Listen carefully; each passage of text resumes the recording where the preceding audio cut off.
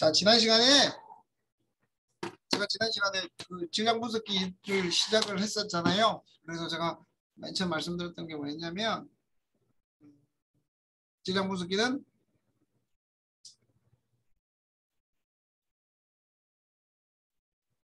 매스스펙 또는 매스스펙트로메트리, 매스스펙트로미터라고 얘기하는데, 보면 이렇게 돼 있어요. 그러니까 나온 데이터는 다 이래요.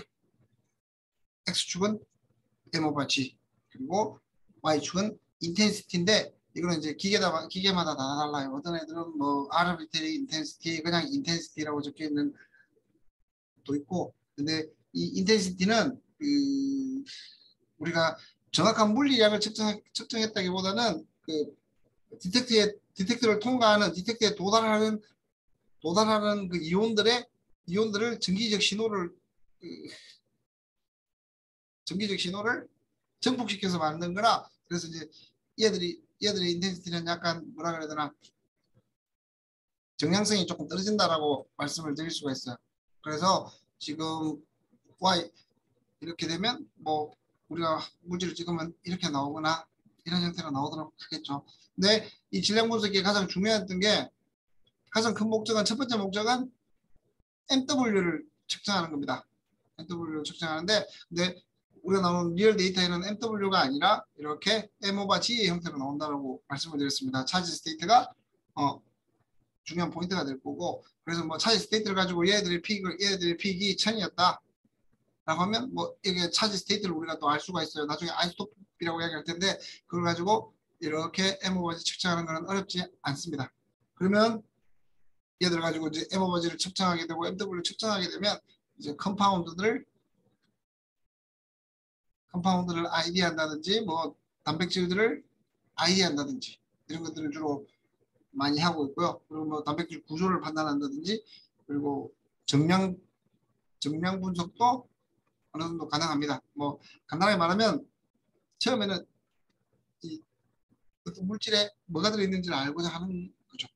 아는 게 가장 큰 목적이고, 이제 이걸 개발하다 보면 나중에 이제 정량 분석도 사람들이 많이 이용을 하고 있습니다. 근데 저는 주로 기본적인 이 얘기들만 할 거고, 나중에 이제 간단하게 소개는 하도록 하겠습니다. 근데 우리가 질량 분석기를 사용하려면 그 전제 조건이 두 가지가 있다고 그랬죠. 질량 분석기를 이용해서 분석을 하려고 그러면 전제 조건이 두 개가 있습니다. 첫 번째는 이온화가 되어야 된다고 그랬죠. 이온화가 되어야 됨. 근데 이온화가 안 되면, 우리가 이제 마지막으로 나오는 데이터가 이런 데이터인데, 만약에 이온화가 되지 않으면, G가 0이면 이거는 보통의 얘들은 전자기장을 통해서 분리를 하고 이런 그래프를 만들어내는 거라고 생각하면 되는데, 이 이온화가 되지 않고 차지가 0이 되면 우리가 넣어주는 자기장에 의해서 얘들은 분리가 되지는 않아요. 그래서 맨 먼저 이온화가 되어야 되고, 두 번째는 기체화가 되어야 된다고 그랬죠. 기체화가 되어야 되는 이유는 뭐냐면, 예를 들면 물 속에 만약에 내가 원하는 물질이 있다 그러면, 똑같이 자기장을 걸어준다 그러면, 이 자기장은 뭔가 물 분자를 액티베이션 시키는, 아주 조금 액티베이션 시키는데 사용이 되지, 우리가 원하는 이온까지 도달해서 얘들이 자기장에 의해서 분리가 되거나 그러진 않아요. 그래서 어떤 물질을 가지고 질량 분석을 통해서 확인을 하려고 그러면 이 두 가지가 선행이 돼야 됩니다. 그리고 이제 약간 제가 추가적으로 얘기했던 게, 이게 그게 있구나. 기체화를 하기 위해서 초고진공이 필요하다라고 말씀을 드렸죠. 그래야만 레졸루션이 좋아지고, 다른 걸리는 파티클이 내가 원하는 이온 주변에 없어야만 좀 더 정확하게 측정을 할 수 있기 때문에 아주 초고진공을 만들어주게 됩니다. 그리고 이제 약간 뭐 완벽하게 그렇게 안 돼도 되지만, 그래도 이렇게 되면 좋은 것들은 이제 적절한 사이즈, 적절한 크기. 이거는 적절한 크기라는 건 이제 그 기기마다 또 달라요. 기기의 그거마다 다르기 때문에 그 기기에 맞는 적절한 크기를 맞춰서 분석하는 게 좋고, 그리고 이제 두 번째는 모든 분석이 그렇지만 내가 원하는 물질, 퓨어한 물질, 또는 지금 질량 분석이니까 퓨어한 이 이온으로 만들어주는 게 훨씬 좋다라고 말씀을 드렸습니다. 그래서 이제 정확하게 퓨어하게 만들기 힘들기 때문에 사람들이 GC를 따라서 GC로 세퍼레이션 한 다음에 다시 매스를 넣어주고 H로 세퍼레이션 한 다음에 매스를 넣어주게 되는 거죠. 이제 이게 첫 번째 매스 질량 분석의 첫 번째 이야기였고요. 그리고 질량 분석기는 세 가지로 구성되어 있다고 했습니다. 제가 이온화 시키는 아이오니제이션 소스가 필요하고, 그리고 매스 애널라이저 얘들은 이온을 분리해 가지고 얘들을 만들어 주는 거죠. 그러니까 이온을 분리시키는 거죠. MO와 G 값에 따라 분리시켜 주고, 그런 다음에 디텍터가 여기서 날라오는 것들을 확인한 다음에 이러한 형태의 그림을 그려주게 되는 거죠. 다시 말해서 이온 애널라이저는 이 MO와 G 값이 다른 것들을 분리시켜 주는 거고, 디텍터에 도달하면 디텍터가 여기 안에 들어있는 뭔가 전기 신호를 정복시켜 가지고 다음과 같이 인텐시티와 여기 도달한 시간을 계산해 가지고 MO와 G 값을 나타내 준다라고 말씀을 드렸습니다. 그죠? 그래서 이제 여기 종류들이 많았고, 제가 첫 번째 또 다시 하면 이오니제이션 소스는 첫 번째 제가 EI랑 CI에 대해서 말씀을 드렸죠. 그죠? EI는 CI가 일단은 여기서 이게 1920년대부터 개발이 되고 사용되어 왔는데, 얘들의 특징은 기체화된 물질을 엘렉트론 또는 케미칼 이온들을 떨어뜨려서 이온화가 되게 만들어준다라고 얘기했잖아요. 다시 말하면 중성인데 기체화된 물질에서 플러스 하이 에너지의 전자나 케미칼 이온 등을 떨어뜨려줘서 이 물질을 이온화를 시켜서 한다고 그랬죠. 그런데 이게 특징이 에피션시가 아주 낮고 10,000개 중에 1개 정도 이온화된다 그랬죠. 그리고 에너지가 높아서 많이 깨주고, 그러니까 그 프래그멘트를 많이 만들어서, 그러니까 EI 같은 경우는 프래그멘트를 너무 많이 만들어서 그 당시에는 그 물질의 인텍한 몰레큘러 웨이트가 필요했기 때문에 이제 CI로 발전했다라고 말씀을 드렸잖아요. 근데 대신 얘들이 중요했던 게 뭐냐면, 얘들이 아직도 뭐 제가 말씀드리기로는 미국 CSI에 많이 사용된다. CSI에 보면 드라마에 나오듯이 아직도 많이 사용이 되고 있는데, 그 이유가 데이터베이스를 통해서 서치를 하게 되면 아주 정확하게 얘가 뭔지를 판단을 할 수가 있게 돼요. 그래서 EI를 아직까지 많이 쓰고 있습니다. 특히 GCMS 같은 데는 많이 쓰고 있는 상황이고, 근데 중요한 건 얘들이 기체화된 물질을 먼저 만들어야 되는 상황이라, 말씀드렸죠. 700 달톤이 어찌 보면 맥스다. 그 위로 넘어가는 것들은 전혀 이온화를 할 수 없었기 때문에 70년 동안 이 700의 선을 넘기 위해서 수없이 많은 노력을 했었고, 그래서 개발된 게 말디랑 ESI라고 말씀을 드렸습니다. 말디는 매트릭스 어시스티드 레이저 디sorption 이오니제이션, ESI는 엘렉트로 스프레이 이오니제이션. 그래서 이 두 개의 차이는 지금 현재로서는 얘들이 훨씬 더 많이 쓰인다라고 제가 말씀을 드렸죠. 그건 뭐 그렇게 중요한 건 아니지만 사람들이 사용하다 보니까 이걸 더 많이 사용하게 하더라고요. 근데 이거는 고체에서 바로 기체가 되면서 플러스 이온화가 된 거고, 얘들은 이 EICI 같은 경우 기체화된 물질을 먼저 만든 다음에 이온화를 시킨 건데, 얘들은 고체에서 바로 기체 플러스 이온화가 된 거고, ESI는 액체에서 기체 플러스 이온화가 동시에 된다라고 말씀을 드렸습니다. 이 말디 같은 경우는 내가 원하는 물질에다가 한 1000배 정도의 매트릭스 오가닉 액시드를 넣어준 다음에 레이저를 쏘게 되면 얘들이 플러스 차지를 띠면서 매스 안으로 이렇게 들어가서 결국에는 이런 형태의 만들어준다라고 얘기했죠. 그리고 ESI 같은 경우는 이렇게 올피스 같이 생긴데, 여기서 이렇게 나오게 되면 큰 것들이 방울이 되고, 얘들이 가면 갈수록 계속 줄어들어서 결국에는 내가 원하는 대 차지만 남고 내가 원하는 물질의 차지만 남게 되고 솔벤트는 나날라가고 얘들이 MS로 들어가서 애널라이즈 하는 형태라고 말씀을 드렸습니다. 그죠? 그래서 각각의 장점, 단점이 있었고, 그리고 말디토프 같은 경우는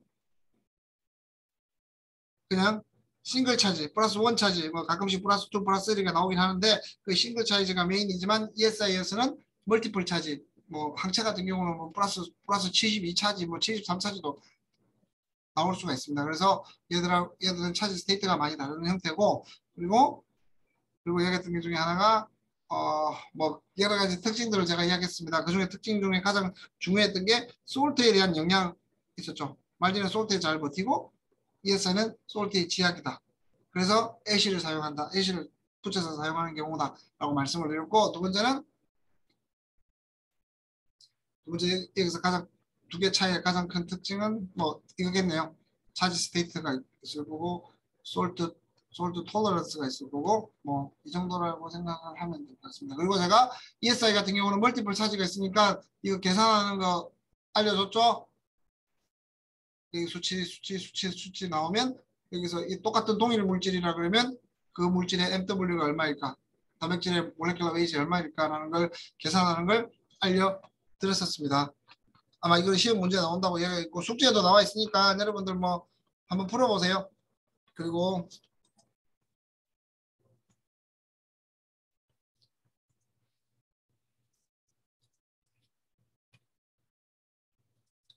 그 다음에 얘기했던 게 이제 매스 애널라이저. 그냥 간단하게 알고 있으면 되겠습니다. 뭐 섹터라는 게 있었는데 섹터 타입이 있었는데 얘들은 이제 이렇게 가게 되면 이런 형태의 플러스 마이너스를 그 전기 또는 전기를 걸어주면 일렉트릭 섹터 자기장을 걸어주면 마그네틱 섹터인데 그러면 여기에 이 그 전기장 자기장에 정확히 맞는 애들만 이렇게 디텍터에 가서 디텍션이 되고 아닌 애들은 큰 애들은 그냥 이렇게 가고 작은 애들은 많이 꼬여가지고 이렇게 내려가고 이제 디텍션을 통과하지 않는다 그랬죠. 얘들 가지고 이렇게 그 디텍터에 도달하는 애들의 MO바지를 쉽게 계산을 할 수 있고 그게 인텐시티에 따라서 이제 결국에는 이런 형태의 MO바지 인텐시티가 이렇게 나오게 되겠죠. 그죠? 그리고 이제 이 두 개를 섹터를 이제 두 개를 달아가지고 사용하는 경우도 있다라고 말씀을 드렸고 그리고 쿼드러플이라고 쿼드러플이라고 이제 이렇게 네 개가 있는 게 있었잖아요. 그죠? 정확하게 이게 3차원 구조라면 말은 할 수 없었지만 이 안쪽에 이렇게 구멍을 해서 여기서 주기적으로 이렇게 여기서 그리기 힘들지만 주기적으로 운동해서 끝에 이 끝부분에 디텍터 있는데 정확하게 나오게 되면 여기서 걸어준 그러니까 여기서 걸어준 전자기장에 의해서 끝에 디텍터에 도달하는 어떤 물질의 MO가지 값을 알 수 있다고 얘기했잖아요. 그래서 그런 형태고 그리고 이제 제가 말했던 게 QQQ라고 이제 세 가지를 이렇게 둬서 얘를 하나 둘 세 개를 달아서 첫 번째는 내가 원하는 물질 셀렉션하고 그런 다음에 이걸 셀렉션했다 그러면 얘들을 중간에 나이트로젠 가스로 충돌시킨 다음에 여기서 다시 스캔을 하게 되면 이제 이 빨간색 몰레큘에서 나온 애들을 빨간색 몰레큘의 프로그래미터들을 우리가 확인할 수 있다. 그러면 다시 역으로 이 데이터를 가지고 얘들 구조를 확인할 수 있기 때문에 이런 디텍터 형태를 많이 사용한다라고 말씀을 드렸습니다. 그리고 여러분들에게 가장 이해하기 쉬웠던 토프는 타임 오브 플라이트였어요. 이렇게 막 이온들을 줄을 세워놓고 땡 하면 이게 전자기장 또는 전기장 또는 자기장을 걸어주게 되면 작은 놈은 빨리 갈 거고 큰 놈은 천천히 갈 거고 더 큰 놈은 더 천천히 갈 거고 이 도달하는 시간에 따라서 우리가 MO바지를 구할 수 있다라고 얘기했죠. 그죠? 뭐 지금 제가 보니까 MO바지 이꼴 2의 엘렉트론 T제곱에 L제곱 그리고 이 길이가 L이라고 이야기를 하면 여기서 여기까지 길이가 L이라고 이야기하면 L의 길이가 길면 길수록 우리가 레졸루션이 좋다 그랬어. 근데 이걸 무한히 늘릴 수도 없고 그냥 하니까 사람들이 이제 리플렉터로를 만들어서 사용한다 그랬잖아요. 이렇게 하면 이쪽으로 갔다가 이쪽에 반사가 일어나가지고 이쪽에 다시 돌아가요. 그래서 거리를 2배를 해줘서 좀 더 레졸루션을 높이는 얘기를 한다라고 말씀을 드렸습니다. 그리고 다음은 이제 FTICR이라는 건데요. 제가 여러분들한테 하나 말씀드렸던 게 프리에 트랜스폼이라고 얘기하거든요. 이 프리에가 제가 단어는 정확히 모르겠습니다. 프리에를 트랜스폼. 여러분들 혹시 그 공업 수학 뭐 이런 거 배웠어요? 안 배웠어요? 공업 수학의 마지막이 아니라 공업 수학이라고 하는 그 공대생들이 배우는 게 가장 많이 그 책에서 가장 많은 부분을 할애하고 있는 게 이 프리에 트랜스폼이랑 라플라스 트랜스폼이라는 이제 수학적 뭐라 그래야 되나 수학 펑션이에요. 수학 펑션인데 다시 말하면 이 프리에 트랜스폼의 첫 번째 이론이 뭐냐면 이렇게 아무리 그래프를 그러니까 어떤 신호에 의해서 생긴 그래프가 있잖아요. 그죠? 근데 이 그래프는 우리가 보통 뭐 예를 들면 y 이퀄 ax, y 이퀄 ax 제곱 플러스 bx 플러스 c라고 이렇게 나타내잖아요. 그죠? 이런 것들로 그리려 그러면 힘든데 이 프리의 트랜스폼을 하기 전에 프리의 수식이라는 게 있는데 그 프리의 수식으로 얘들 다 나타낼 수 있다 해요. 그것도 설명이 어렵다. 아무튼 다시 말하면 다시 이거는 제가 설명을 안 드릴게요. 괜히 말하면 더 어려질 것 같다. 이렇게 자기장이 이렇게 안에 있어요. 그러니까 이쪽에서 보이는 방향만 제가 한번 볼게요. 이렇게 돼 있어요. 이렇게 그러니까 뒤쪽에 뭐 이렇게 돼 있겠죠? 이렇게 돼 있는데 이건 다 들고 제가 앞쪽에서만 봤을 때 보면 이온이 안쪽으로 들어오게 되면 이온이 돌아요. 이렇게 계속 돌겠죠. 여기 왜냐면 자기장을 끌어줬으니까 원심력이 생길 거고 그 원심력과 반대로 그 자기장이 있을 테니까 이렇게 돌게 돼요. 그러면 돌게 되는데 여기서 특징이 뭐냐면 이제 여기서 신호를 읽는 거예요. 여기서 신호를 읽는 게 뭐냐면 신호를 읽는데 여기 만약에 이렇게 지나가는 어떤 이온들의 그걸 읽을 수 있는 거죠. 근데 중요한 포인트는 뭐냐면 작은 놈은 빨리 가요. 빠르게 움직이고 큰 놈은 또 천천히 움직여요. 왜? 똑같은 자기장을 끌어줬으니까 그러니까 다시 말하면 이렇게 돼 있는데 작은 놈은 정말 빨리 움직여요. 1초에 수십 번. 그리고 수십 번 아니고 수백 번도 움직이고. 근데 큰 놈들은 천천히 움직여요. 이렇게. 큰 놈은 더 천천히 움직이죠. 이렇게. 그래서 여기서 지나가는 이 어떤 센터에 지나가는 프리퀀시를 읽으니까 이렇게 나와요. 이렇게 나오고 얘들을 프리에 트랜스폼 하면 다음과 같이 나오게 되죠. 프리에 트랜스폼 하면 결국에는 이렇게 M 오버 G 인텐시티가 나와요. 이거는 그냥 여러분들 수학적인 수학적 방식이고 여러분들이 중요한 거는 이렇게 이온이 도는데 이 이온들이 돌면서 생기는 프리퀀시를 커런트로 읽은 다음에 수학적인 방식인 프리에 트랜스폼을 하면 결국에는 M 오버 G 인텐시티가 이렇게 나온다라고 말씀을 드릴 수가 있습니다. 근데 제가 말했죠. 프리에 트랜스폼은 두 가지 특징이 있다고. 레졸루션, 애큐러시가 엄청나게 좋지만 두 번째는 비싸다 그랬죠. 비쌉니다. 아주 비싸요. 이게 지금 현재 팔리고 있는 이런 형태의 가장 싼 제품이 한 10억 정도 한다고 제가 알고 있어요. 비싸고 대신 좋습니다. 누구나 가지고 이런 걸 가지고 질량 분석을 하는 분들은 이런 걸 가지고 실험을 하고 싶어 하세요. 자, 다시 한번 말씀을 드리면 어떤 원통 안에 들어온 이온들이 이렇게 다 각자 움직일 거잖아요. 어떤 놈들은 작은 놈들은 빨리 움직이고 큰 놈은 천천히 움직이고 걔들의 프리퀀시를 커런트를 읽게 되면 다음과 같은 게 나옵니다. 단가 같은 게 나오게 되고 얘들을 수학적인 방식에 의해서 수학적인 뭐 계산법인 푸리에 트랜스폼을 하게 되면 결국에는 다음과 같은 게 나오죠. 이제 얘들은 뭐 그 푸리에 트랜스폼에 사용되는 수식들을 이야기하는 거고요. 그러면 M 오버 G의 인텐시티가 되는 어떤 이런 게 나오게 됩니다. 그러면 여기서 말씀드렸듯이 FTICR은 정확하게 뭐냐면 푸리에 트랜스폼 아이온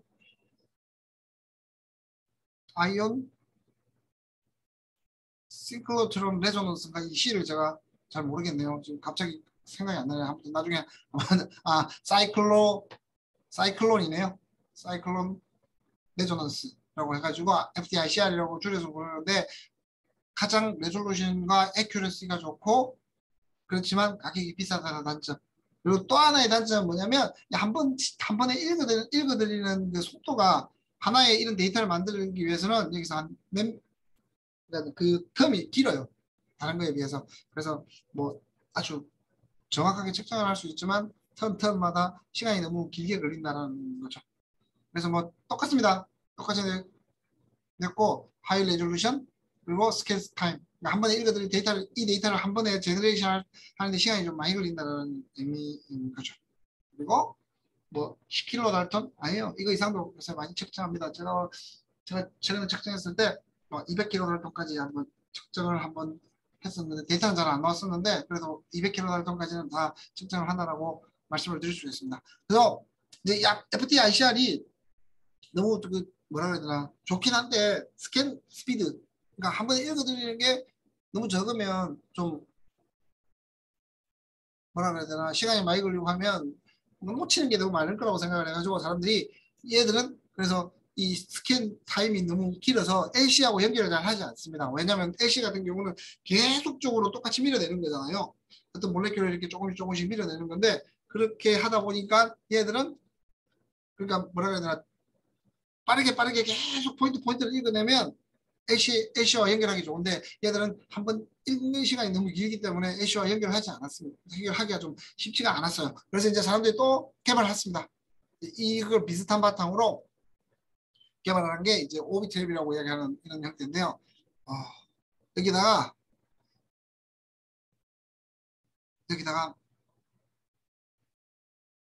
마이너스 차지를 이렇게 걸어줘요. 대신 이제 우리가 알통 모양으로 생긴 이렇게 생긴 모양에 있는데 이게 마이너스를 걸어줘요. 마이너스를 걸어주고 위에서 이온이 들어오게 되면 보통 이온이 플러스 차지를 떼면 마이너스를 걸어주고 마이너스 차지를 떼면 플러스를 걸어주겠죠. 얘들 내려와가지고 도는 거예요. 도는데 중요한 포인트는 뭐냐면 얘들 플러스 차지가 있으니까 당기는 힘이랑 바깥쪽으로 나가는 원심력과 뭐 그 똑같이 이루게 되겠죠. 근데 이것도 똑같아요. 이것도 똑같이 활동을 이렇게 쓸게요. 작은 놈은 빨리 돌아요. 이렇게 왔다 갔다 하면서 빨리 돌아요. 근데 큰 놈은 천천히 도는 거죠. 똑같이 얘들이 움직이는 프리퀀시를 커런트로 읽게 되고 똑같이 이런 형태가 나오고 푸리에 트랜스폼이라는 걸 이용해서 하게 되면 이렇게 나오게 됩니다. 뭐지? 인텐시티 이렇게. 이게 이제 정확한 지금 이게 어느 정도의 구조예요. 구조가 뭐냐면 이온화가 된 거죠. 여기서 이온화. 지금 여기는 ESI 방식이고 이온화가 되고 난 다음에 이제 뭐 이온들을 이렇게 쭉 흘려놓은 다음에 여기서 오고 그리고 오비트랩이라는 곳에 넣어주게 되죠. 그럼 여기 돌고 커런트를 여기서 읽어서 결국에는 이러한 형태의 스펙트럼을 만들어 준다라고 생각하시면 될 것 같아요. 다시 말하면 오비트랩은 얘들이 스캔 스피드가 너무 느린 거예요. 한 번에 그러니까 한 데이터 하나에 이걸 읽어드리려고 그러면 너무 길게 시간이 소요돼요. 제가 정확하기로는 한 0.5초, 1초 정도 되는데 이게 너무 느린 거예요. 그 단백질 의약품들이나 뭐 단백질이나 메타볼라이트를 분석하려다 보니까 뭐 더 짧게 읽어드리면 더 좋은데 뭐 레졸루션을 높이고 액큐시를 높이다 보니 어쩔 수 없이 시간이 길어졌어요. 그래서 그러면 다시 말하면 시간을 좀 레졸루션을 좀 낮추고 액큐시를 낮추는 대신 빨리 한 번에 빠르게 읽어드리자라고 만든 게 이거라고 생각하시면 돼요. 오비트랩이라고 생각하시면 돼요. 작동 원리는 FTICR과 같아요. FTICR은 네모 박스 안에서 도는 거지만 얘들은 그 알통 같은 이 중간에 있는 알통 같은 주위로 돌게 돼요. 그리고 C트랩이라고 이거는 뭐 중요하지 않은데 이온이 오면 이쪽 안으로 밀어 넣는 것들 C트랩이라고 하는데 그럼 크게 중요하지 않고요. 얘는 매스 에큐리시도 높고 레졸루션도 높아요. 그 앞쪽에 이야기한 것들보다는. 그렇지만 FT-ICR보다는 레졸루션 에큐리시가 좀 떨어지는 편입니다. 그 대신 스캔 스피드가 높아져서 훨씬 더 AC와 연결해가지고 사용하기도 좋아졌고 해서 이 요새는 이 FT-ICR보다 얘들을 훨씬 더 많이 사용하는 추세입니다. 그리고 뭐 ECD, TD는 제가 설명을 드리지 않을게요. 지금 저는 이번 시간에 두 가지의 FT 기기들을 말씀을 드렸어요. 하나는 FT-ICR, 하나는 FT 오비트랩이라는데 이것도 그냥 FTMS라고 부르는데 얘들은 오비트랩, 오비트랩은 서머라는 회사에서 만들었어요. 그래서 자기들이 이제 이름을 이렇게 붙인 거예요. 이게 뭐 특별히 그러니까 이것처럼 프리에 트랜스폼, 아이온, 사이클로트론, 레조넌스라고 이렇게 뭐라 그래야 되나 좀 약간 그 공식적인 명칭 같은 느낌이 들지 않고 그냥 오비트랩 처음 들어보는데 뭐지? 라고 생각했는데 얘들은 그 뭐지? 이런 기기를 만들고 이런 기기를 독점적으로 만들고 있는 서머라는 회사에서 붙인 거예요. 오비가 뭐냐면 이제 오비탈 그러면 우리가 뭐 행성을 이렇게 도는 거잖아요. 똑같이 얘들도 이온들도 이렇게 중간에 알통을 두고 행성처럼 돈다 그래서 그냥 오비 트랩이라고 붙인 것 같아요. 그래서 이게 어찌 보면 이게 기기의 이름이자 또 이런 그 FT 그러니까 FTMS의 하나의 이름이라고 생각하시면 될 것 같아요.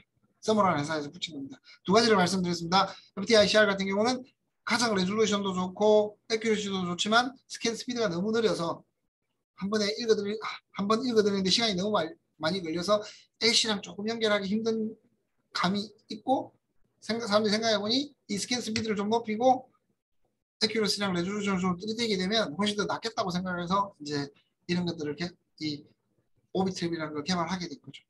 현재로서는 전 세계적으로 질량 분석기 중에 이게 가장 많이 팔린다고 생각하시면 돼요.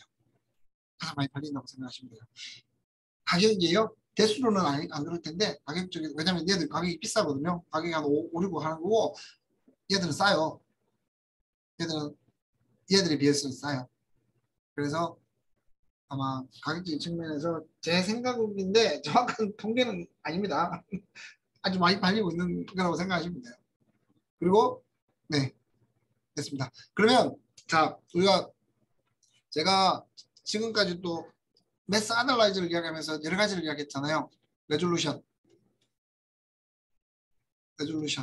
또는 사람들이 또 리졸빙 파워라고 얘기하는 사람도 있어요. 어렵다. 뭘 그냥 단어 하나 통일해 쓰면 되지. 뭘 이런 걸 또 그리고 accuracy 정확도겠죠? 정확도 얘들은 우리말로 하면 분리능이라고 얘기하는데 얘들을 그 표현하는 방식이 있어요. 근데 뭐 약간 어찌 보면 이건 얘들은 사람들의 약속이에요. 그러니까 뭐 예를 들면 제가 오케이 뭐 내가 분석할 물질이 어떤 케미칼들을 합성을 했는데 한 놈이랑 내가 원하는 놈이랑 원하지 않는 놈의 차이가 0.10 차이가 난다. 몰레큘라 웨이시 달톤 0.10 달톤이 나타난다. 그러면 레조솔루션이 얼마나 돼야 이 두 가지를 분리할 수 있을까? 우리가 고민해봐야 되는 문제잖아요. 그죠? 그래서 사람들이 이제 어떤 기기를 만들게 되면 그 기기가 가진 대표적인 수치를 나타내줘요. 그러니까 우리가 스피시피케이션 또는 뭐라 그러지 캐릭터리스틱이라고 얘기하는데 뭐 질량 분석기가 가진 능력에 대해서 분리능 에큐러시를 알려줍니다. 그것들은 이제 사람들의 약속이에요. 그러니까 뭐 예를 들면 난 레졸루션이 뭐 에모바지 100일 때 측정하니까 10만이 나옵니다. 좋습니다. 라고 얘기했는데 다른 회사에서 아니야 됐어. 우리는 에모바지 200에서 봤을 때 20만이 나왔어. 그래서 너희들 건 우리보다 훨씬 안 좋아. 라고 얘기할 수 있는 거잖아요. 그래서 사람들이 이제 판단할 때 이 수치들을 보고 어느 정도 되는구나. 걔들 기기의 특성이 어느 정도 되는구나 라고 판단을 할 수 있는 거고 걔들이 이제 수치적으로 나타내는 건데 그 수치적으로 나타내는 게 간단합니다. 지금 레졸루션 같은 경우는 다음과 같이 나타나요. 다음과 같이 보면 이거예요. 센터 보면 레졸루션은 리졸빙 파워라고 RP가 리졸빙 파워예요. M 센터에다가 나누기 DM 같은 경우는 이 50일 때의 이 거리를 나타내는 거예요. 그러면 지금 499.495랑 500.05잖아요. 그래 두 개 빼면 1이고 0.1이고 리졸빙 파워는 5000이 되는 거예요. 레졸루션. 근데 NC 같은 경우는 다른 데서 리졸빙 파워는 뭐냐면 이 리졸빙 파워는 내가 원하는 물질 그리고 내가 원하지 않은 물질을 구분할 수 있는 능력이에요. 예를 들면 내가 원하는 게 499.4인데 내가 원하지 않은 물질이 499.3이다. 근데 얘들을 분리할 수 있다라고 생각하면 이걸 리졸빙 파워라고 하는데 최근에는 질량 분석에서는 대부분 다 이러한 형태로 한다. 이게 FWMH의 정확한 의미가 이게 잠시만요. 찾아보도록 할게요. 잠시만요.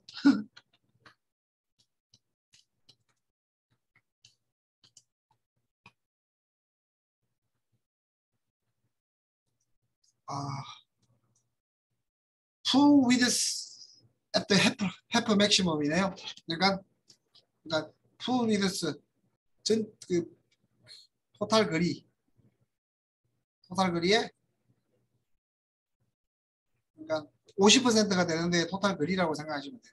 그래서 여기서는 이 DM이 나타나는 게 HM half maximum이라고 생각하시면 될 것 같아요. 잠시만요.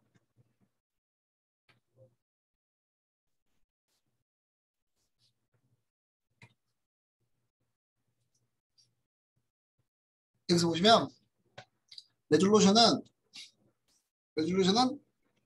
어떤 물질이 가지고 있는 몰레큘러 웨이트의 그 델타 M을 구분할 수 있는 능력인데 보통은 이렇게 표현합니다. 근데 얘를 가지고 어떻게 우리가 수식을 계산할 수 없기 때문에 제너럴하게 다음과 같이 표현한 거죠. full width at the half maximum.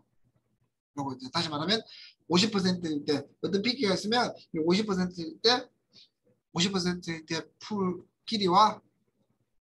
길이를 가지고 표현을 하게 되는 거죠. 이렇게 계산하면 다음과 같이 나오게 된다라는 겁니다. 이건 계산하기 쉽죠? 그렇게 어렵지 않죠? 그러니까 사람들이 이제 이런 레졸루션에 우리 기기의 레졸루션은 리졸빙 파워는 5000입니다. 아닙니다. 우리 거는 만입니다. 라고 이야기하는 게 다음과 같은 거죠. 다음 걸 계산했을 때 5000, 다음과 같은 계산할 때 만 이렇게 나오는 거죠. 밑에 보면 리졸빙 파워가 다른 거예요. 지금 보시면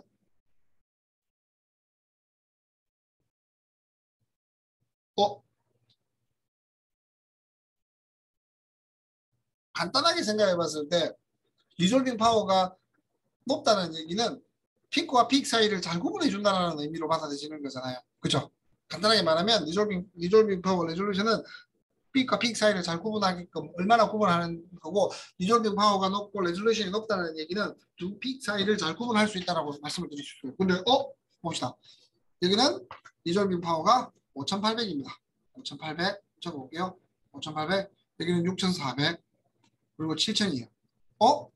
근데 리졸빙 파워가 증가하는데 왜 픽들 픽 사이가 구분이 이게 훨씬 더 쉽잖아요. 그죠? 여러분들 이것만 딱 봤을 때 리졸빙 파워가 어떤 게 더 높아요? 왼쪽이 높고 가면 갈수록 오른쪽으로 가면 갈수록 리졸빙 파워가 낮아 보이잖아요. 그림만 봤을 때. 근데 여기서 여러분들이 하나 중요하게 생각해야 될 문제 하나 중에 하나가 얘들이에요. M값. M값. 지금 N값이 확 크시잖아요. 지금 N값이 2500에서 이 2배 이상으로 크셨잖아요. 그래서 레졸루션 값은 그러면 다시 말하면 이 580, 리졸빙 파워 580이라는 얘기는 at MH가 그러니까 M 오버 G가 뭐 대략적으로 2470 뭐 2468일 때고 얘들은 M 오버 G가 5735일 때다라고 생각하면 되는 거죠.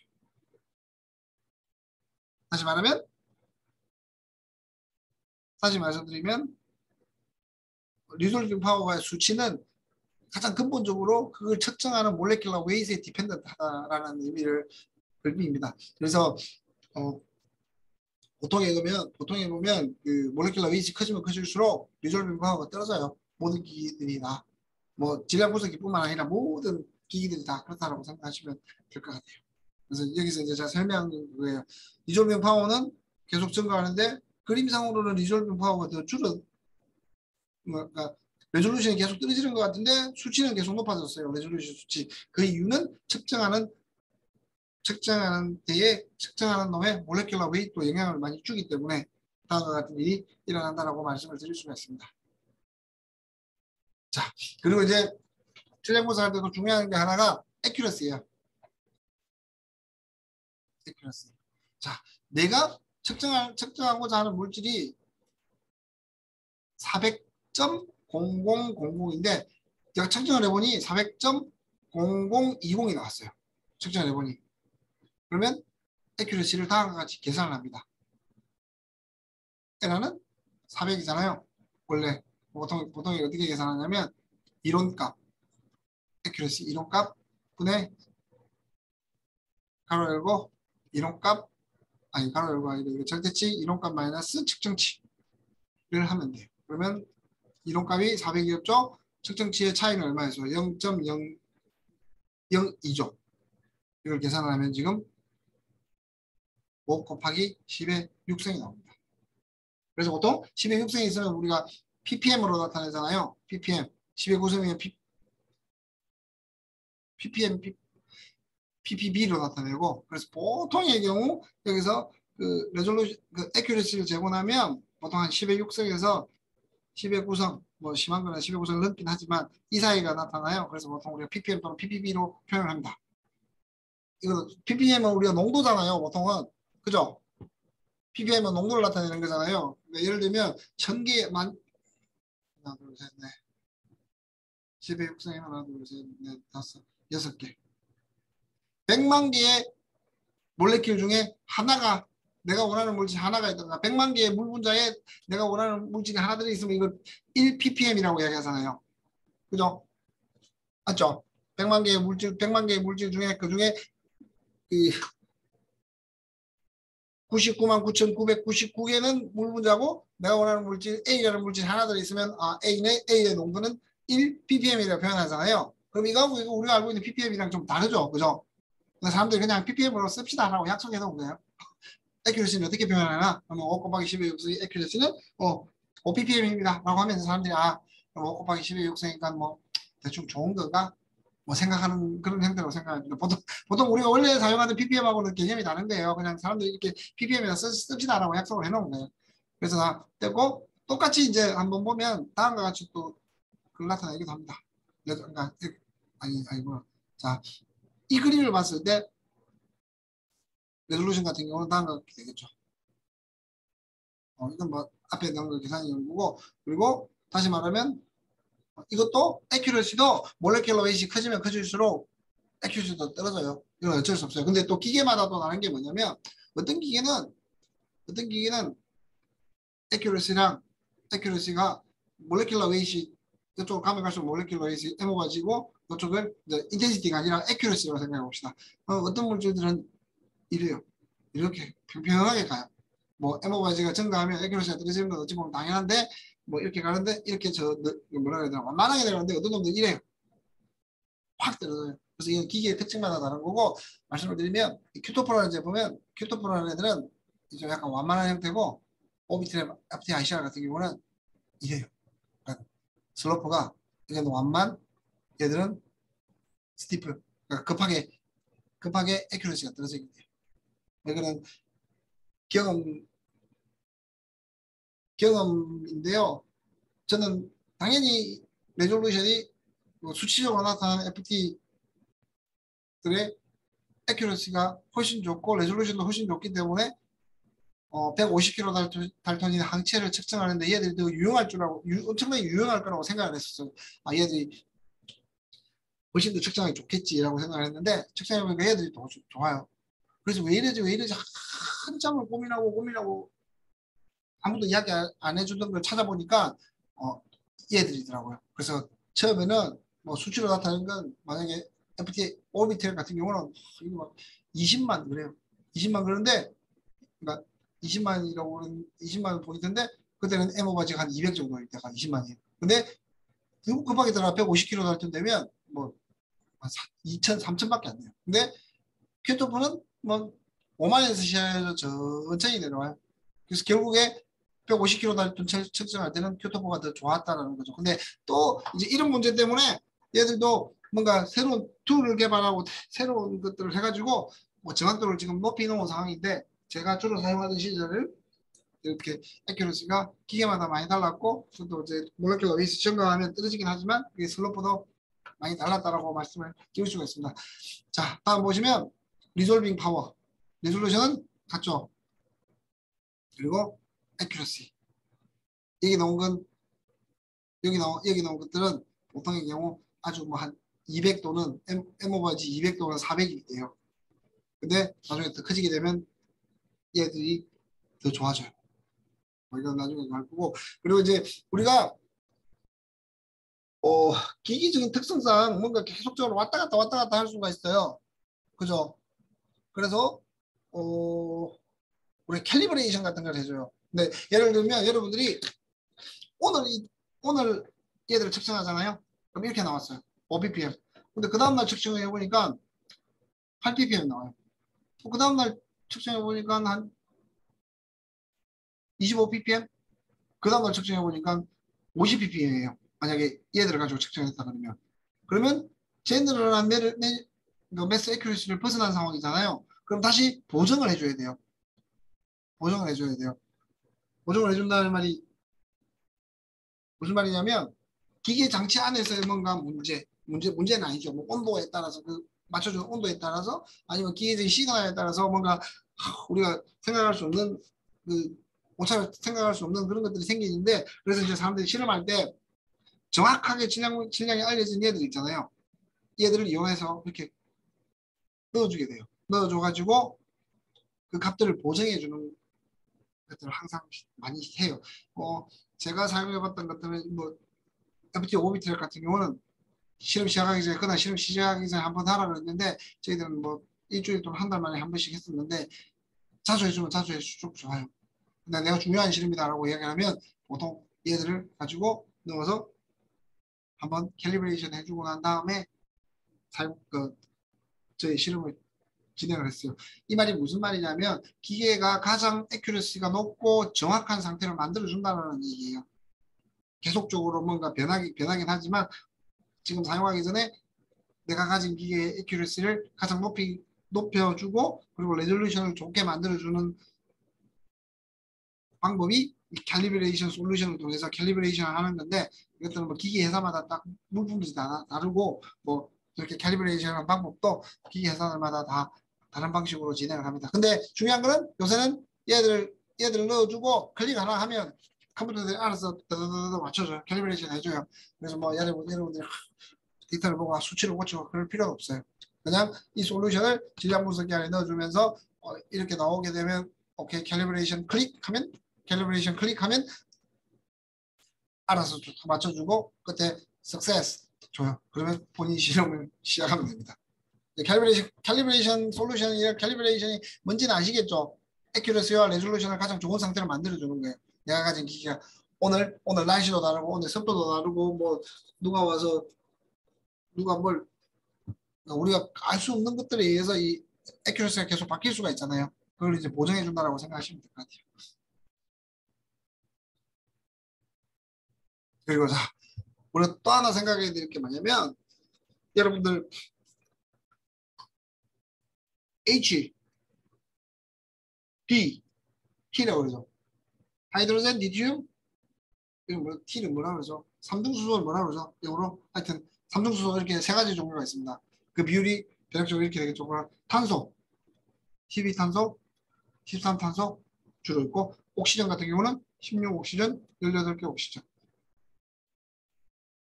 N14, N15. 자, 그죠? 자연계의 비율이 다 다릅니다. 이렇게. 그러면 우리가 질량 분석을 하게 되면 절대 하나의 픽으로 나오지 않아요. 이렇게. 만약에 익스페리언스 해보면 하나의 픽으로 나오지 않아요. 제너럴하게 이렇게 두 개씩 나와요. 이 두 개 또는 세 개, 많은 경우는 네 개도 나오고 뭐 더 나올 수도 있겠지만 얘들이 뭐냐면 대충 이식 차이 나는 몰레큘러 웨이트 이식 차이 나는 아이소토프예요. 그죠? 아이소토프. 그러니까 얘들은 H의 아이소토프는 3개, 대략적으로 뭐 T도 제외시킵시다. H의 아이소토프 2개, C의 아이소토프 2개, 옥시전 아이소토프 2개, 나이트로전의 아이소토프 2개. 그럼 얘들이 섞게 되면 예를 들면 지금 보면 밑에 보면 이제 어분던스가 나오잖아요. 하이드로젠 같은 경우는 99.985 뭐 거의 1이라고 치지만 그것도 나중에 몰라요. 예를 들면 여기서 하이드로젠이 우리가 뭐 펩타이드만 하더라도 펩타이드 하나만 하더라도 잠시만요. 제가 한번 보여드릴게요.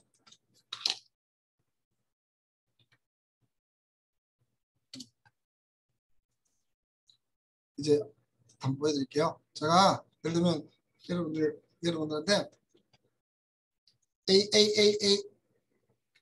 A가 6개, 7개, 8개, 9개, 10개를 가지고 얘들을 한번 분자를 보면 이래요. H54개가 나와요. H54개가 나와요. 그래서 다시 한번 보면 아이소토프 캘큘레이터 보면 아이소토프 캘큘레이터를 한번 해보면 조금 전에 지금 H가 54개였잖아요. H가 잠시만요. 이거 한번 넣어봅시다. 그대로 이 A가 10개인 것들을 한번 넣어가지고 파일 레졸루션 해가지고 캘큘레이트 하면 너무 크다 안 되나 보다. 자, 그러면 3개에 13개에 1개에 2개로 갑시다. 그래서 한번 계산해 봅시다.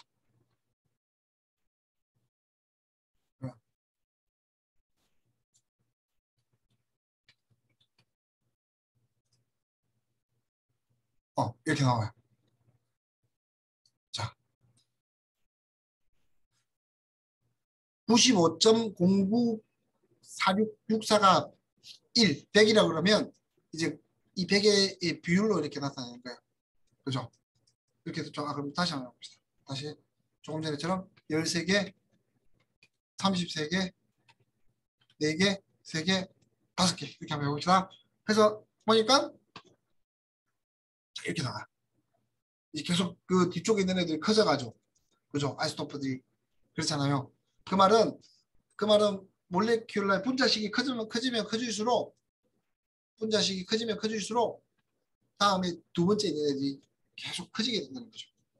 어떤 경우는 반대로 되는 경우도 있어요. 지금 이런 경우는 됐는데 대충 펩타이드의 사이즈가 2kg 달톤이 넘어가면 거의 첫 번째 픽이랑 두 번째 픽이 비슷해져요. 그러니까 보통에 뭐 한 2kg 달톤 안쪽은 이렇게 나타나요. 이렇게 나타나는데 2kg 달톤 뭐 4kg 달톤 넘어가면 이렇게 나타날 수도 있어요.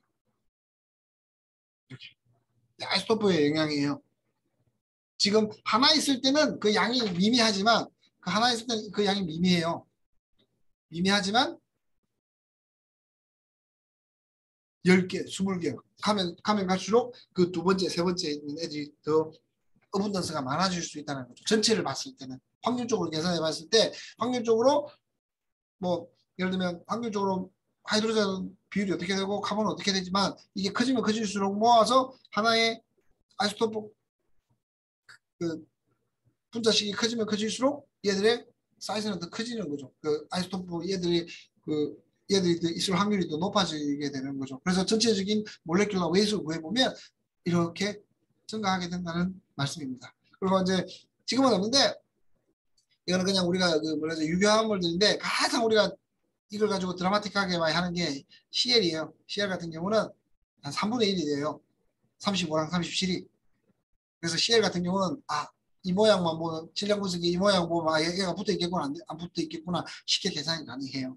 뭐 대표적인 CL인데 지금에서는 말씀을 드리지 않았네요. 자, 모노 아이소토프. 그러니까 맨 첫 번째 걸 가지고 보통 사용을 하는데 그것들 같은 경우는 몰레큘러 웨이트 up to 2K 달통 아니에요. 이거는 옛날 얘기고 자 그냥 적어둔 건데 한 5K 달통까지 충분히 모노 아이소토프를 레졸루션을 그러니까 분리를 할 수 있어요. 예전에 기기의 성능이 안 좋아가지고 얘들이 사이즈가 커지면서 얘들이 이제 처음에는 이렇게 보였는데 나중에 레졸루션이 너무 커져가지고 보면 레졸루션이 안 좋아가지고 이게 섞여서 이게 하나의 픽으로 이렇게 보였어요. 그래서 모노 아이소토프가 어딘지 알 수가 없게 되는 거죠. 근데 지금은 엄청나게 좋은 기기들, 레졸루션이 좋은 기기들이 생겨서 쉽게 이렇게 5km 달성까지는 쉽게 이렇게 구분할 수 있습니다. 이렇게. 이제 5km 달성이고, 그리고 5km 달성, 저는 10km 달성까지는 그렇게 사용하는데 그 이유가 되면 이제 에버리지로 사용하게 됩니다. 네. 5km 달성에 넘어가면 레졸루션 차이에 의해서 어떤 게 모노 아이소토프가 맨 앞에 있는 얘들이에요. 지금 이건 탄소지만 예를 들면 T12, H34, O6N4 같은 경우는 조금 전에 보여줬던 수치처럼 그렇게 나오겠죠. 그죠? 그래서 어떤 것들이 그 맨 처음에 나와야 되는 거지. 그러니까 첫 번째 픽은 H는 이것만, C는 이것만, N은 이것만, O는 이것만으로 구성된 거잖아요. 그 픽이 있는지 없는지 찾으려고 하는데 대충 그 기준이 한 10km 달동, 5km 달동, 10km 달동 사이라고 생각하시면 될 것 같습니다. 자, 여기까지 잠시 쉬었다가 하고요. 10분 후에 다시 시작하도록 하겠습니다.